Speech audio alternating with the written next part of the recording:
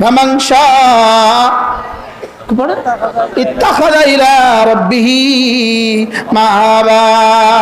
জান্নাতে একটা ঠিকানা বানাও, একটা ছেলেকে হাফেজ বানাও, একটা মেয়েকে হাফেজ বানাও, জান্নাতে ঠিকানা বানাও। সুবহানাল্লাহ।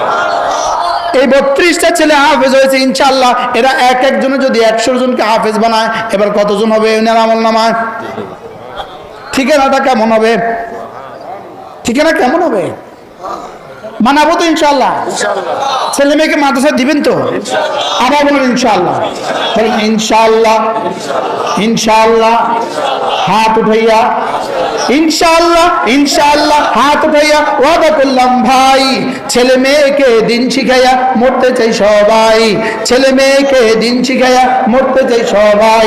ইনশাআল্লাহ ইনশাআল্লাহ হাত উঠাইয়া ওয়াদা করলাম ভাই, ছেলে মেয়েকে দিন শিখাইয়া মরতে চাই সবাই। নিয়ত পাক্কা তো?